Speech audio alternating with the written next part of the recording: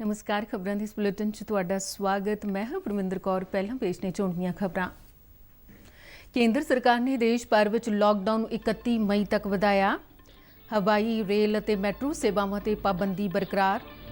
School college अते होर विद्यक अदारे भी 31 मई तक बंद रहणगे। केंद्रीय वित्त मंत्री निर्मला सीतारमण ने कोविड-19 के मद्देनज़र ऐलाने गए 20 लाख करोड़ रुपए के राहत पैकेज बारे होर वेरवे दिते। मनरेगा सेहत संभाल सिक्ख्या कारोबार नूं सुखाला करन अते जनतक खेतर के उद्यमां ते विकास ते जोर।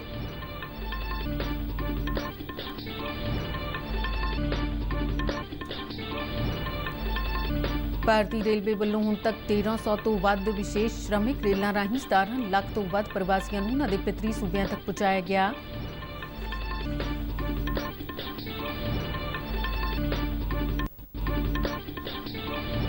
वंदे भारत मिशन तहत 13,000 तो वध भारतीय नागरिकों नूं वतन वापस लिआंदा गया। ते हुण खबरां विस्तार नाल। केंद्र सरकार वालों देश भर विच लॉकडाउन नूं 31 मई तक वधा दिता गया है। इस संबंधी कौमी आफत प्रबंधन अथॉरिटी ने केंद्र सरकार के सारे मंत्रालयों ते विभागां, सूबा सरकारां ते सूबा अथॉरिटियां नूं देश भर विच लॉकडाउन नूं जारी रखण संबंधी हदायतां जारी कीतीआं गईआं ने। अथॉरिटी ने आर्थिक गतिविधियां नूं मुड़ तो शुरू करन लई चौथे गेड़ दे इस लॉकडाउन के नियमां च जरूरी तब्दीलियां लई कौमी कार्यकारी कमेटी नूं निर्देश भी जारी कीते ने।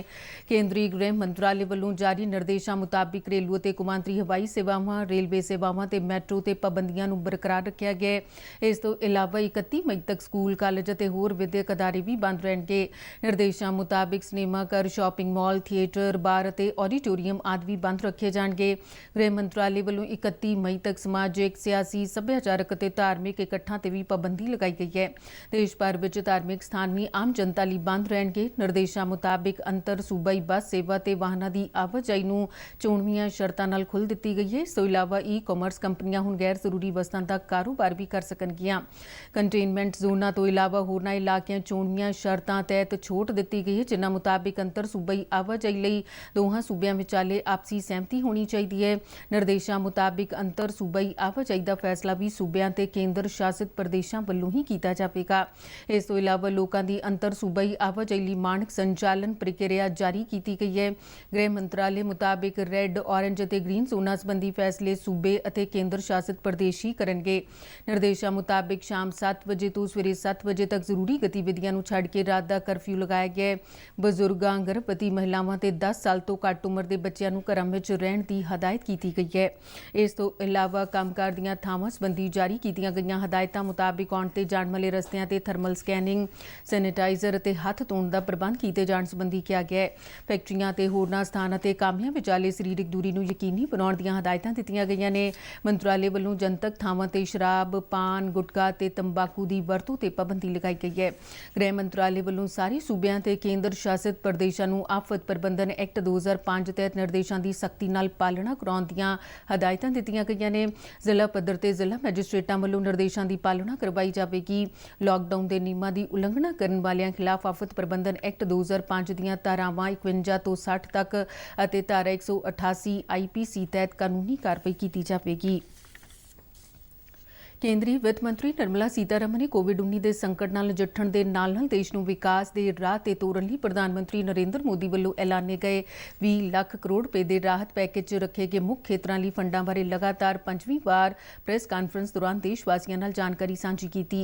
पैकेज विच होरनां खेतरां नूं दित्ती गई रकम संबंधी जानकारी दी आखिरी किश्त सी। सीतारमण ने कहा कि भारत नूं आत्म निर्भर बनाउण दी लोड़ है। उन्हां कहा कि मनरेगा, सेहत संभाल, सिक्ख्या, कारोबार नूं सुखाला करन, कंपनी एक्ट नूं अपराध मुक्त करन, जनतक खेतर दे उद्यमां ते सूबा सरकार नाल जुड़े साधनां ते विशेष ध्यान दिता गया है। After all, when the lockdown gets lifted, immediately you're not sure how much of business will get restored. So, no fresh insolvency proceedings will be initiated up to 1 year.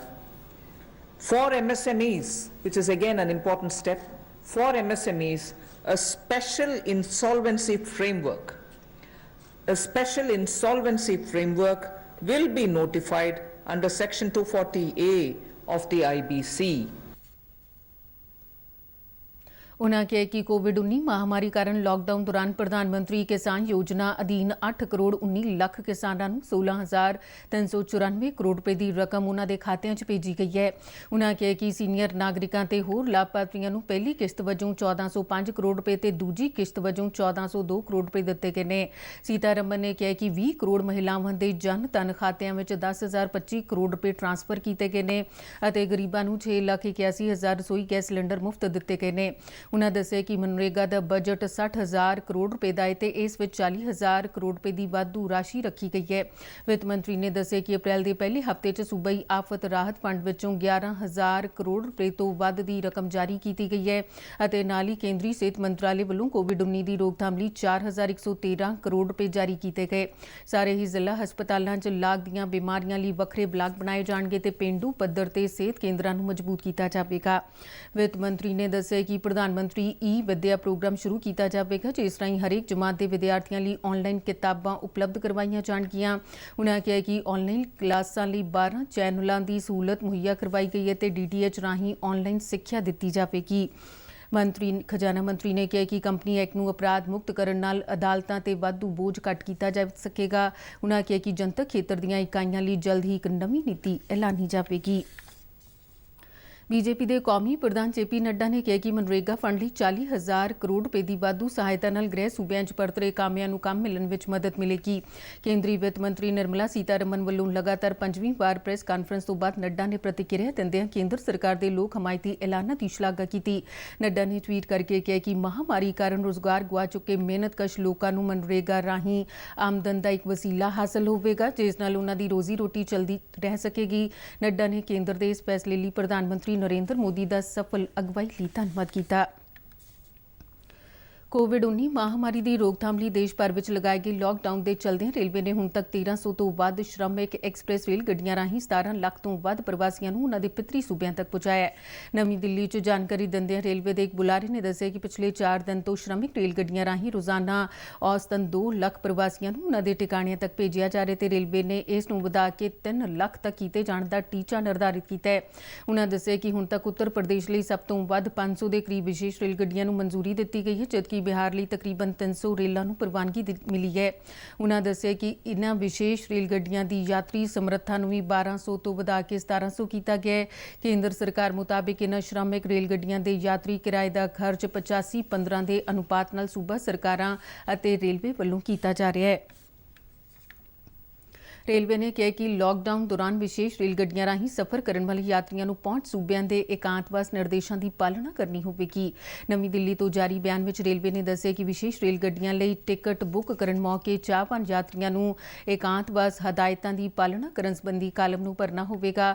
ਉਨ੍ਹਾਂ ਦੱਸਿਆ ਕਿ ਪਿਛਲੇ ਕੁਝ ਦਿਨਾਂ ਦੌਰਾਨ ਵਿਸ਼ੇਸ਼ ਰੇਲ ਗੱਡੀਆਂ ਰਾਹੀਂ ਇੱਕ ਸੂਬੇ ਤੋਂ ਦੂਜੇ ਸੂਬੇ ਤੱਕ ਜਾਣ ਵਾਲੇ ਯਾਤਰੀਆਂ ਵੱਲੋਂ ਪਹੁੰਚ ਸੂਬਿਆਂ ਦੇ ਇਕਾਂਤਵਾਸ ਨਿਰਦੇਸ਼ਾਂ ਦੀ ਉਲੰਘਣਾ ਦੇ ਮਾਮਲੇ ਸਾਹਮਣੇ ਆਏ ਨੇ ਜਿਨ੍ਹਾਂ 'ਚ 14 ਮਈ ਨੂੰ ਦਿੱਲੀ ਤੋਂ ਬੰਗਲੁਰੂ ਲਈ ਗਈ ਰੇਲ ਗੱਡੀ ਦੇ 50 ਮੁਸਾਫਰਾਂ ਨੇ ਪਹੁੰਚਣ ਤੇ ਇਕਾਂਤਵਾਸ ਵਿੱਚ ਜਾਣ ਤੋਂ ਇਨਕਾਰ ਕਰ ਦਿੱਤਾ ਸੀ। ਰੇਲਵੇ ਦਾ ਕਹਿਣਾ ਹੈ ਕਿ ਜੇਕਰ ਕੋਈ ਹਦਾਇਤਾਂ ਦੀ ਪਾਲਣਾ ਸੰਬੰਧੀ ਕਾਲਮ ਨੂੰ ਨਹੀਂ ਭਰਦਾ ਤਾਂ ਟਿਕਟ ਬੁਕਿੰਗ ਨਹੀਂ ਕਰ ਸਕੇਗਾ। ਰੇਲਵੇ ਵੱਲੋਂ ਬਣਾਏ ਗਏ ਇਸ ਨਵੇਂ ਨਿਯਮ ਨੂੰ IRCTC ਦੀ ਵੈਬਸਾਈਟ ਤੇ ਪ੍ਰਕਾਸ਼ਿਤ ਕੀਤਾ ਗਿਆ ਹੈ। ਦੁਨੀਆ ਭਰ ਵਿੱਚ ਕੋਵਿਡ-19 ਮਹਾਮਾਰੀ ਨਾਲ ਪੈਦਾ ਹੋਈ ਸਥਿਤੀ ਦੇ ਚਲਦੇ ਕੇਂਦਰ ਸਰਕਾਰ ਵੱਲੋਂ ਵਿਦੇਸ਼ਾਂ ਤੋਂ ਭਾਰਤੀ ਨਾਗਰਿਕਾਂ ਨੂੰ ਵਤਨ ਵਾਪਸ ਲਿਆਉਣ ਦਾ ਸਿਲਸਿਲਾ ਲਗਾਤਾਰ ਜਾਰੀ ਹੈ। ਵੰਦੇ ਭਾਰਤ ਮਿਸ਼ਨ ਤਹਿਤ 168 ਭਾਰਤੀ ਨਾਗਰਿਕਾਂ ਨੂੰ ਲੈ ਕੇ ਏਅਰ ਇੰਡੀਆ ਦਾ ਵਿਸ਼ੇਸ਼ ਜਹਾਜ਼ ਅਮਰੀਕਾ ਦੇ ਸ਼ਿਕਾਗੋ ਤੋਂ ਹੈਦਰਾਬਾਦ ਪਹੁੰਚਿਆ। ਹੈਦਰਾਬਾਦ ਪਹੁੰਚਣ ਤੇ ਸਾਰੇ ਹੀ ਯਾਤਰੀਆਂ ਨੂੰ ਮੁਕੰਮਲ ਸੈਨੇਟਾਈਜ਼ ਕਰਨ ਤੋਂ ਬਾਅਦ 20 ਜਣਿਆਂ ਦੇ ਗਰੁੱਪ ਬਣਾ ਕੇ ਏਅਰਪੋਰਟ ਤੋਂ ਬਾਹਰ ਲਿਆਂਦਾ ਗਿਆ। ਸਥਾਨਕ ਸੂਤਰਾਂ ਮੁਤਾਬਿਕ ਲਿਆਂਦੇ ਗਏ ਯਾਤਰੀਆਂ ਦੀ ਮੁੱਢਲੀ ਸਿਹਤ ਜਾਂਚ ਵੀ ਕੀਤੀ ਗਈ। ਹੁਣ ਤੱਕ ਏਅਰ ਇੰਡੀਆ ਵੱਲੋਂ 126 ਵਿਸ਼ੇਸ਼ ਉਡਾਨਾਂ ਰਾਹੀਂ ਭਾਰਤੀ ਨਾਗਰਿਕਾਂ ਨੂੰ ਵਤਨ ਵਾਪਸ ਲਿਆਂਦਾ ਗਿਆ ਹੈ। ਵੰਦੇ ਭਾਰਤ ਮਿਸ਼ਨ ਦੇ ਦੂਜੇ ਗੇੜ ਤੇ 3 ਫਲਾਈਟਾਂ ਰਾਹੀਂ ਸੰਯੁਕਤ ਅਰਬ ਅਮਰਾਤ ਤੋਂ ਭਾਰਤੀ ਨਾਗਰਿਕਾਂ ਨੂੰ ਵਾਪਸ ਲਿਆਂਦਾ ਗਿਆ ਹੈ। ਇਸ ਦੌਰਾਨ ਅੱਜ ਬੰਗਲਾਦੇਸ਼ ਦੀ ਰਾਜਧਾਨੀ ਢਾਕਾ ਤੋਂ ਵਿਸ਼ੇਸ਼ ਉਡਾਨ ਰਾਹੀਂ 169 ਭਾਰਤੀਆਂ ਨੂੰ ਵਤਨ ਲਿਆਂਦਾ ਜਾਵੇਗਾ। ਇਸ ਸੰਬੰਧੀ ਜਾਣਕਾਰੀ ਦਿੰਦਿਆਂ ਵਿਦੇਸ਼ ਮੰਤਰਾਲੇ ਦੇ ਬੁਲਾਰੇ ਅਨੁਰਾਗ ਸ਼੍ਰੀਵਾਸਤਵ ਨੇ ਦੱਸਿਆ ਕਿ 31 ਮੁਲਕਾਂ ਵਿੱਚੋਂ ਤਕਰੀਬਨ 32,000 ਭਾਰਤੀਆਂ ਨੂੰ ਲਿਆਂਦਾ ਜਾ ਰਿਹਾ ਹੈ ਤੇ ਵੰਦੇ ਭਾਰਤ ਮਿਸ਼ਨ ਦੇ ਦੂਜੇ ਗੇੜ ਤਹਿਤ 22 ਮਈ ਤੱਕ ਹਰੇਕ ਚਾਹਵਾਨ ਭਾਰਤੀ ਨਾਗਰਿਕ ਨੂੰ ਵਤਨ ਵਾਪਸ ਲਿਆਂਦਾ ਲਿਆਂਦਾ ਜਾਵੇਗਾ। ਪਹਿਲੇ ਗੇੜ ਤਹਿਤ 13,000 ਤੋਂ ਵੱਧ ਨਾਗਰਿਕਾਂ ਨੂੰ ਭਾਰਤ ਲਿਆਂਦਾ ਗਿਆ ਹੈ। ਸਮੁੰਦਰ ਸੇਤੂ ਮਿਸ਼ਨ ਤਹਿਤ 588 ਭਾਰਤੀਆਂ ਨੂੰ ਲੈ ਕੇ ਨੌਸੈਨਾ ਦਾ ਸਮੁੰਦਰੀ ਬੇੜਾ ਜਲਾਸ਼ਵ ਕੋਚੀ ਪਹੁੰਚਿਆ। ਸਰਕਾਰੀ ਅਧਿਕਾਰੀ ਨੇ ਕੋਚੀ 'ਚ ਜਾਣਕਾਰੀ ਦਿੰਦਿਆਂ ਦੱਸਿਆ ਕਿ ਮਾਲਦੀਵ ਤੋਂ ਲਿਆਂਦੇ ਗਏ ਇਨ੍ਹਾਂ ਭਾਰਤੀ ਨਾਗਰਿਕਾਂ ਵਿੱਚ 568 ਕੇਰਲ, 15 ਤਮਿਲਨਾਡੂ, 3 ਤੇਲੰਗਾਨਾ ਤੇ 2 ਯਾਤਰੀ ਲਕਸ਼ਦੀਪ ਤੋਂ ਨੇ। ਇਸ ਤੋਂ ਪਹਿਲਾਂ ਵੀ ਨੌਸੈਨਾ ਦੇ ਬੇੜੇ ਜਲਾਸ਼ਵ ਤੇ ਮਗਰ ਰਾਹੀਂ ਮਾਲਦੀਵ 'ਚ ਫਸੇ ਭਾਰਤੀਆਂ ਨੂੰ ਵਾਪਸ ਲਿਆਂਦਾ ਗਿਆ। ਭਾਰਤੀਆਂ ਦੀ ਸੁਰੱਖਿਅਤ ਵਾਪਸੀ ਲਈ ਮਾਲਦੀਵ ਸਰਕਾਰ ਵੱਲੋਂ ਦਿੱਤੇ ਗਏ ਸਹਿਯੋਗ ਦਾ ਭਾਰਤੀ ਹਾਈ ਕਮਿਸ਼ਨ ਨੇ ਧੰਨਵਾਦ ਕੀਤਾ ਹੈ। ਟਵੀਟ ਰਾਹੀਂ ਹਾਈ ਕਮਿਸ਼ਨ ਨੇ ਦੱਸਿਆ ਕਿ ਸਮੁੰਦਰ ਸੇਤੂ ਮਿਸ਼ਨ ਤਹਿਤ ਹੁਣ ਤੱਕ 1500 ਤੋਂ ਵੱਧ ਭਾਰਤੀਆਂ ਨੂੰ ਵਾਪਸ ਲਿਆਂਦਾ ਜਾ ਚੁੱਕਾ ਹੈ। ਪ੍ਰਧਾਨ ਮੰਤਰੀ ਨਰਿੰਦਰ ਮੋਦੀ ਵੱਲੋਂ ਆਤਮ ਨਿਰਭਰ ਭਾਰਤ ਲਈ 20 ਲੱਖ ਕਰੋੜ ਦੇ ਰਾਹਤ ਪੈਕੇਜ ਸੰਬੰਧੀ ਖਜ਼ਾਨਾ ਮੰਤਰੀ ਨਿਰਮਲਾ ਸੀਤਾਰਮਨ ਵੱਲੋਂ ਕੀਤੇ ਗਏ ਐਲਾਨਾਂ ਦਾ ਸਮਾਜ ਦੇ ਵੱਖ-ਵੱਖ ਵਰਗਾਂ ਨੇ ਸਵਾਗਤ ਕੀਤਾ ਹੈ। ਸਿੱਖਿਆ ਸੰਬੰਧੀ ਕੀਤੇ ਗਏ ਐਲਾਨਾਂ ਦੀ ਸਿੱਖਿਆ ਵਿਦਵਾਨਾਂ ਤੇ ਅਧਿਆਪਕਾਂ ਨੇ ਸ਼ਲਾਘਾ ਕੀਤੀ ਹੈ। ਹੁਸ਼ਿਆਰਪੁਰ ਜ਼ਿਲ੍ਹੇ ਦੇ ਅਧਿਆਪਕਾਂ ਨੇ ਦੂਰਦਰਸ਼ਨ ਖਬਰਾਂ ਨਾਲ ਗੱਲਬਾਤ ਕਰਦਿਆਂ ਆਨਲਾਈਨ ਸਿੱਖਿਆ ਸੰਬੰਧੀ ਚੈਨਲ ਸ਼ੁਰੂ ਕਰਨ ਨੂੰ ਕੇਂਦਰ ਸਰਕਾਰ ਦਾ ਇੱਕ ਕ੍ਰਾਂਤੀਕਾਰੀ ਕਦਮ ਦੱਸਿਆ ਹੈ। ਅਧਿਆਪਕਾਂ ਦਾ ਕਹਿਣਾ ਹੈ ਕਿ ਇਸ ਨਾਲ ਸਿੱਖਿਆ ਤੇ ਪ੍ਰਸਾਰ ਤੇ ਵਿਦਿਆਰਥੀਆਂ ਲਈ ਮਿਆਰੀ ਸਿੱਖਿਆ 'ਚ ਲਾਭ ਮਿਲੇਗਾ। ਜਿਹੜੀਆਂ ਘੋਸ਼ਣਾਵਾਂ ਸਾਡੇ ਫਾਈਨਾਂਸ ਮਿਨਿਸਟਰ ਜੀ ਨੇ ਸਿੱਖਿਆ ਨੂੰ ਲੈ ਕੇ ਕੀਤੀਆਂ, ਉਹਨਾਂ ਨਾਲ ਬੱਚਿਆਂ ਨੂੰ ਬਹੁਤ ਜ਼ਿਆਦਾ ਫਾਇਦਾ ਹੋਣ ਜਾ ਰਿਹਾ ਹੈ। ਉਹਨਾਂ ਨੇ 15 ਚੈਨਲ ਦੂਰਦਰਸ਼ਨ ਦੇ ਉੱਪਰ ਬੱਚਿਆਂ ਦੀ ਪੜ੍ਹਾਈ ਦੇ ਲਈ ਸ਼ੁਰੂ ਕੀਤੇ ਹੈ ਔਰ ਉਹਦੇ ਨਾਲ ਰੇਡੀਓ ਦੇ ਉੱਪਰ ਵੀ ਬੱਚਿਆਂ ਨੂੰ ਪੜ੍ਹਾਉਣ ਦਾ ਜਿਹੜਾ ਇੰਤਜ਼ਾਮ ਹੈ ਉਹ ਕੀਤਾ ਗਿਆ। ਔਰ ਸਭ ਨਾਲੋਂ ਵਧੀਆ ਜਿਹੜੀ ਗੱਲ ਹੈ ਕਿ ਹਰ ਕਲਾਸ ਤੇ ਇੱਕ ਚੈਨਲ ਵੱਖਰਾ ਹੀ ਤਿਆਰ ਕੀਤਾ ਗਿਆ ਤਾਂ ਕਿ ਬੱਚਿਆਂ ਨੂੰ ਕੋਈ ਮੁਸ਼ਕਲ ਨਾ ਆਵੇ। ਔਰ ਬੱਚਿਆਂ ਦੇ ਸਿਲੇਬਸ ਨੂੰ ਲੈ ਕੇ ਈ ਕੰਟੈਂਟਸ ਬਣਾਏ ਗਏ ਆ। 200 ਨਵੀਆਂ ਬੁੱਕਸ ਜਿਹੜੀਆਂ ਉਹ ਈ ਪਾਠਸ਼ਾਲਾ ਦੇ ਵਿੱਚ ਜੋੜੀਆਂ ਗਈਆਂ ਤਾਂ ਕਿ ਬੱਚਿਆਂ ਨੂੰ ਆਪਣੇ ਸਿਲੇਬਸ ਨੂੰ ਲੈ ਕੇ ਜਾਂ ਆਪਣੇ ਨਵੇਂ ਬੁੱਕਸ ਨੂੰ ਲੈ ਕੇ ਕਿਸੇ ਤਰ੍ਹਾਂ ਦੀ ਕੋਈ ਪਰੇਸ਼ਾਨੀ ਜਿਹੜੀ ਆ ਉਹ ਪੇਸ਼ ਨਾ ਹੋਵੇ। ਇਹ ਇੱਕ ਬਹੁਤ ਹੀ ਵਧੀਆ ਕਦਮ ਲਿਆ ਆ ਸਾਡੇ ਫਾਈਨੈਂਸ ਮਿਨਿਸਟਰ ਨੇ। 1 ਚੈਨਲ 1 ਕਲਾਸ ਦੇ ਨਾਲ ਬੱਚਿਆਂ ਨੂੰ ਬਹੁਤ ਜ਼ਿਆਦਾ ਫਾਇਦਾ ਹੋਏਗਾ। ਹਰ ਬੱਚੇ ਨੂੰ ਪਤਾ ਹੈ ਕਿ ਉਹਦੀ ਕਲਾਸ ਕਦੋਂ ਲੱਗਦੀ ਹੈ ਔਰ ਟੀਵੀ ਦੇ ਉੱਪਰ ਜ਼ਿਆਦਾ ਬੈਟਰ ਰਹੇਗਾ ਐਜ਼ ਕੰਪੇਅਰ ਟੂ ਮੋਬਾਈਲ। ਵੈਸੇ ਤਾਂ ਅਸੀਂ ਆਨਲਾਈਨ ਪ੍ਰੋਵਾਈਡ ਕਰ ਰਹੇ ਹਾਂ WhatsApp ਤੇ, ਪਰ ਉਹਦੇ ਨਾਲੋਂ ਇੱਕ ਬਹੁਤ ਅੱਛਾ ਆ। ਤੇ ਨਾਲੇ ਜਿਹੜਾ ਇਹਨਾਂ ਨੇ ਈ ਪਾਠਸ਼ਾਲਾ ਦੇ ਵਿੱਚ 200 ਬੁੱਕਸ ਦੀ ਐਡੀਸ਼ਨ ਕੀਤੀ ਹੈ ਉਹ ਬਹੁਤ ਹੀ ਇੱਕ ਵਧੀਆ ਆ। ਇਹਦੇ ਨਾਲ ਸਾਡਾ ਐਜੂਕੇਸ਼ਨ ਦਾ ਸਟੈਂਡਰਡ ਇਹ ਨਹੀਂ ਹੈ ਕਿ ਕੋਵਿਡ 'ਚ ਬਟ ਉਸ ਤੋਂ ਬਾਅਦ ਵੀ ਕਾਫੀ ਅਪਲਿਫਟ ਹੋਏਗਾ। ਕੇਂਦਰੀ ਵਿੱਤ ਮੰਤਰੀ ਨਿਰਮਲਾ ਸੀਤਾਰਮਨ ਵੱਲੋਂ ਮਨਰੇਗਾ ਸਕੀਮ ਲਈ 40,000 ਕਰੋੜ ਰੁਪਏ ਦੀ ਵਾਧੂ ਰਾਸ਼ੀ ਮਨਜ਼ੂਰ ਕਰਨ ਦੇ ਐਲਾਨ ਤੋਂ ਬਾਅਦ ਮਨਰੇਗਾ ਕਾਮਿਆਂ ਨੇ ਖੁਸ਼ੀ ਜ਼ਾਹਿਰ ਕੀਤੀ ਹੈ। ਮੋਹਾਲੀ ਜ਼ਿਲ੍ਹੇ ਦੇ ਮਦਨਹੇੜੀ ਪਿੰਡ ਦੇ ਮਨਰੇਗਾ ਕਾਮਿਆਂ ਨੇ ਦੂਰਦਰਸ਼ਨ ਖਬਰਾਂ ਨਾਲ ਗੱਲਬਾਤ ਕਰਦਿਆਂ ਆਪਣੀਆਂ ਭਾਵਨਾਵਾਂ ਸਾਂਝੀਆਂ ਕੀਤੀਆਂ ਅਤੇ ਇਸ ਐਲਾਨ ਲਈ ਪ੍ਰਧਾਨ ਮੰਤਰੀ ਨਰਿੰਦਰ ਮੋਦੀ ਦਾ ਧੰਨਵਾਦ ਕੀਤਾ। ਇਹ 40,000 ਕਰੋੜ ਸਰਕਾਰ ਨੇ ਰੱਖਿਆ, ਇਹ ਵਧੀਆ ਕਰਿਆ ਮਨਰੇਗਾ ਵਾਸਤੇ। ਇਹਦੇ ਨਾਲ ਸਾਨੂੰ ਕੰਮ ਹੋਰ ਮਿਲੂਗਾ। ਇਸ ਤੋਂ ਅਸੀਂ ਸਰਕਾਰ ਦਾ ਬਹੁਤ ਸ਼ੁਕਰਗੁਜ਼ਾਰ ਹਾਂ। ਮੈਂ ਮਨਰੇਗਾ ਦਾ ਵਰਕਰ ਹਾਂ। ਜਿਹੜਾ ਮੋਦੀ ਸਰਕਾਰ ਨੇ, ਸੈਂਟਰ ਸਰਕਾਰ ਨੇ 20 ਲੱਖ ਕਰੋੜ ਰੁਪਇਆ ਦਿੱਤਾ, ਉਹਦੇ ਨਾਲ ਸਾਡੀ ਆਰਥਿਕ ਸਥਿਤੀ ਮਜ਼ਬੂਤ ਹੋਊ। ਸਾਡਾ ਵੀ ਕੰਮ ਵਧੂਗਾ। ਪਹਿਲਾਂ 100 ਦਿਨ ਦਿਹਾੜੀ ਸੀ, ਹੁਣ ਸਾਡੇ ਉਹ ਦਿਨ ਵੱਧ ਜਾਣਗੇ। ਕਰ ਰਹੇ ਸਾਡਾ ਅਸੀਂ ਮੋਦੀ ਸਾਹਿਬ ਦਾ ਬਹੁਤ ਸ਼ੁਕਰੀਆ ਕਰਦੇ ਹਾਂ ਕਿ ਮੰਦੀ ਦੇ ਇਲਾਕੇ ਦੇ ਟਾਈਮ ਸਾਨੂੰ ਰੁਜ਼ਗਾਰ ਦਿੱਤਾ। ਨਰੇਗਾ 'ਚ ਕੰਮ ਕਰਦੇ ਆ ਜੀ। ਸਰਕਾਰ ਨੇ 40,000 ਦਾ ਕਰੋੜ ਦਾ ਰੁਪਇਆ ਰੱਖਿਆ ਨਰੇਗਾ ਵਾਸਤੇ। ਵਧੀਆ ਮਿਲੂਗਾ ਜੀ, ਜ਼ਿੰਦਗੀ ਵਧੂਗੀ ਥੋੜੀ ਨਰੇਗਾ ਵਾਸਤੇ। ਸ਼ੁਕਰੀਆ ਮੋਦੀ ਸਾਹਿਬ ਦਾ, ਸ਼ੁਕਰੀਆ। ਵਧੀਆ ਨਰੇਗਾ ਦਾ ਕੰਮ ਚੱਲ ਰਿਹਾ ਜੀ। ਮੋਦੀ ਸਾਹਿਬ ਦਾ ਸ਼ੁਕਰੀਆ ਕਰਦੇ ਹਾਂ ਜੀ। ਅੱਗੇ ਨੂੰ ਸਾਨੂੰ ਕੰਮ 'ਚ ਹਿੱਸਾ ਪਾਉਂਦੇ ਆਪਣਾ ਬਾਵਜੂਦ ਸਾਨੂੰ ਹਦਾਇਤਾਂ ਦਿੱਤੀਆਂ ਨੇ ਕਿ ਉਹਨਾਂ ਦਾ 40,000 ਕਰੋੜ ਰੁਪਇਆ ਸਾਨੂੰ ਗਰੀਬ ਲੋਕਾਂ ਨੂੰ ਦੇਣ ਲਈ ਆਪਣੇ ਵਾਅਦੇ ਕੀਤੇ ਨੇ। ਉਹਨਾਂ ਦਾ ਬਹੁਤ ਧੰਨਵਾਦ ਕਰਦੇ ਹਾਂ ਜੀ। ਉਹਨਾਂ ਨਾਲ ਜਿਹੜਾ 20 ਲੱਖ ਕਰੋੜ ਦਾ ਪੈਕੇਜ ਦਿੰਦੇ ਆ ਦੇਸ਼ ਦੀ ਤਰੱਕੀ ਵਾਸਤੇ, ਇਹ ਬਹੁਤ ਵਧੀਆ ਗਰੀਬਾਂ ਵਾਸਤੇ ਸਾਰੀ ਹੈ। ਬਹੁਤ ਵਧੀਆ ਮੋਦੀ ਸਾਹਿਬ ਦਾ ਦਿਲੋਂ ਧੰਨਵਾਦ ਕਰਦੇ। ਬਹੁਤ ਧੰਨਵਾਦ ਹੈ ਵੀ ਇਹਨਾਂ ਦੇ ਜਿਹੜੇ ਪਿੰਡ 'ਚ ਨਰੇਗਾ ਕੰਮ ਚੱਲ ਰਿਹਾ, ਹੋਰ ਆਪਣਾ ਬਹੁਤ ਪ੍ਰੋਜੈਕਟ ਲੈ ਕੇ ਆਏ ਮੋਦੀ ਸਾਹਿਬ ਵੀ ਸਾਰਾ ਬਹੁਤ ਵਧੀਆ ਕੰਮ ਚਲਾਇਆ ਇਹਨਾਂ ਨੇ। ਵੀ ਅਸੀਂ ਚਾਹੁੰਦੇ ਵੀ ਗਾਹਾਂ ਨੂੰ ਵੀ ਇਸ ਤਰ੍ਹਾਂ ਦੀ ਪ੍ਰਧਾਨ ਮੰਤਰੀ ਆਉਣੀ ਚਾਹੀਦੀ। ਪੰਜਾਬ ਵਿੱਚ ਡਿਊਟੀ ਦੌਰਾਨ ਕੋਵਿਡ-19 ਦੀ ਲਪੇਟ ਵਿੱਚ ਆਏ ਪੰਜਾਬ ਪੁਲਿਸ ਦੇ ਜਵਾਨ ਵੀ ਇਸ ਮਹਾਮਾਰੀ ਨੂੰ ਮਾਤ ਦੇ ਰਹੇ ਨੇ।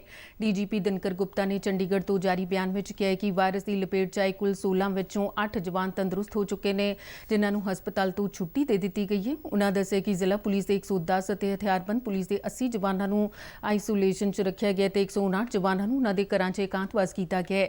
ਡੀਜੀਪੀ ਨੇ ਦੱਸਿਆ ਕਿ ਪੁਲਿਸ ਦੇ 266 ਜਵਾਨ ਇਕਾਂਤਵਾਸ ਮੁਕੰਮਲ ਕਰ ਚੁੱਕੇ ਨੇ।